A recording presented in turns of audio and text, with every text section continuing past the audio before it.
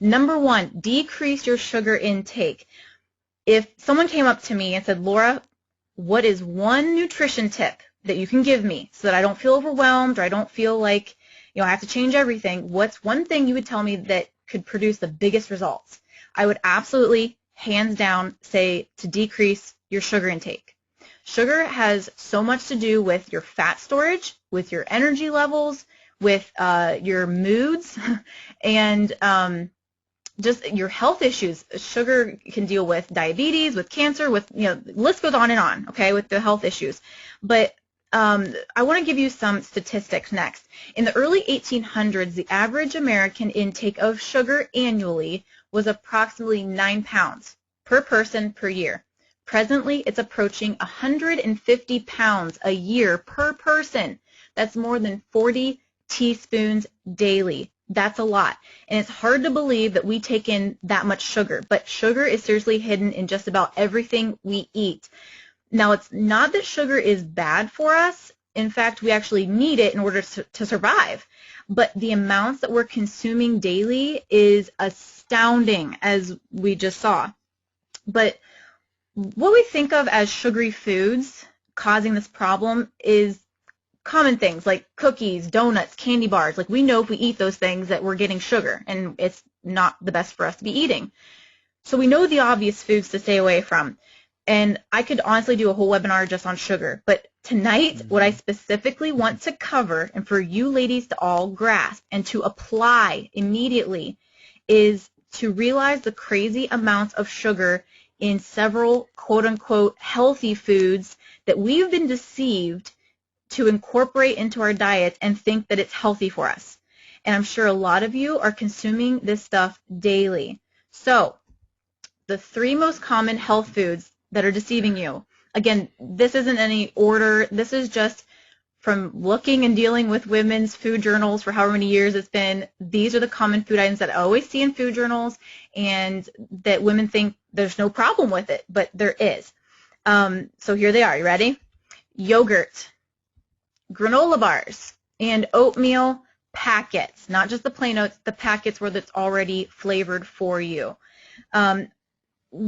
Just looking at these 3, what do you think the main thing that they all have in common? The main thing is that these are all items that women typically are turning to for breakfast options or for a healthy quote-unquote snack. And this is how we're starting out our day, is by having a nice big sugar dose. And we're actually going to talk about breakfast in a little bit. But the main thing I want you guys to learn is start investigating for yourself the amount of sugar in foods and drinks. And I'm actually going to give you a super simple equation right now when reading food labels so that you have a good visual in your mind of how much sugar you're actually consuming. So when you're looking at food labels, because yogurt, granola bars, and oatmeal packets. Oatmeal packets I'd say no on, and the granola bars, that's very hard for me to ever recommend a healthy granola bar. But yogurt, you can have healthier alternatives, but I'm going to show you also what to watch for in yogurt. But the equation I want you to write down, memorize, remember is very simple. When you look on a label on the nutrition facts, you're going to see the total grams of sugar in that product. Look at the grams of sugar. For every 4 grams of sugar, it's going to be equivalent in your mind. Think that for every 4 grams, it equals 1 teaspoon of white sugar. Okay? So for every 4 grams, it equals 1 teaspoon. So I jumped ahead of myself. I'm sorry. I want to mention this. Our bloodstream, just to give you an idea, our bloodstream can only handle about 1 teaspoon of sugar at a time. So anything in excess with the sugar, your body has 2 options on how to deal with the excess sugar. It can either burn it as energy or it's going to store it as fat. It's plain and simple. It's either going to use it for energy or store it as fat. So what I'm going to do now is give you an example using one of the healthy foods we eat by looking at a typical flavored yogurt. So this is the back panel of a very popular brand yogurt. Don't need to name it, just that's what it is.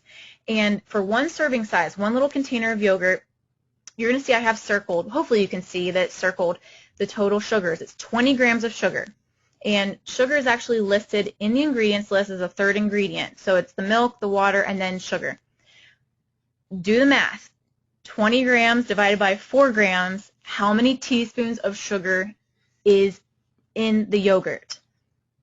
And if you guessed right, it's 5.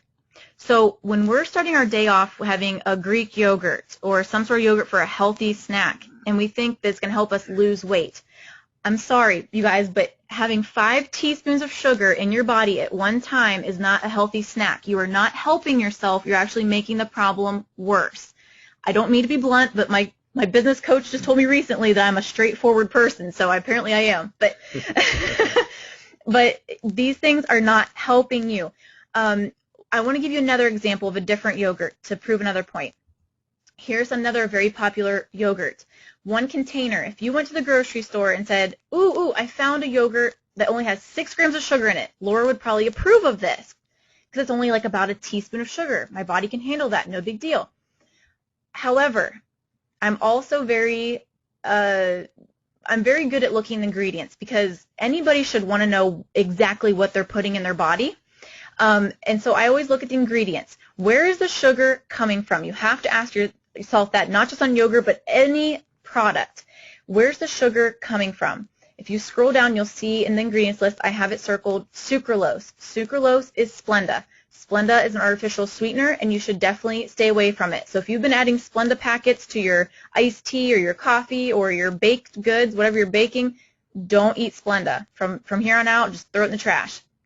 Other hidden sugars that you should stay away from, aspartame. Aspartame is banned in most countries.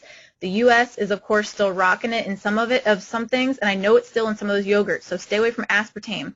High fructose corn syrup and saccharin. All those are artificial sweeteners, so you want to stay away from those the best you can. I also have to mention, too, when you go looking for a yogurt or we'll say yogurts, you will never find on the shelf a yogurt that contains 0 grams of sugar, okay? It's not going to happen because lactose is a sugar that's naturally found in milk. So it's always going to contain sugar. You just have to figure out how much extra sugar is in this and what's it coming from. Is it a natural sugar or is it an artificial sweetener, okay? So hopefully that helps you with that as well. So the action steps. Start looking at the grams of sugar on nutrition labels. Look at the ingredients list. Ask yourself, where's the sugar coming from? Is it natural or is it artificial? If it contains Splenda, aspartame, high fructose corn syrup, or other artificial sugars, I highly recommend you do not buy it. Put it back on the shelf, find something different, or if you're just completely frustrated and you can't tolerate plain yogurt and learn to sweeten yourself, then don't eat yogurt. Like, find something else to eat. You know, I personally don't eat yogurt, but if you have to have it, you got to make the best choice. So if you buy plain Greek yogurt or you make plain oats, learn to sweeten those meals yourself.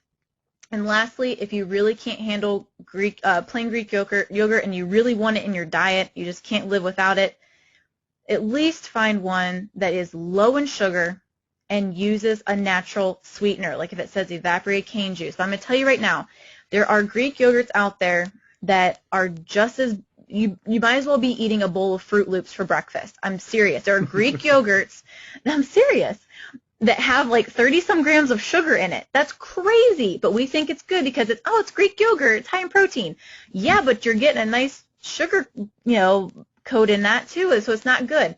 So that's where I'm going to leave it on that.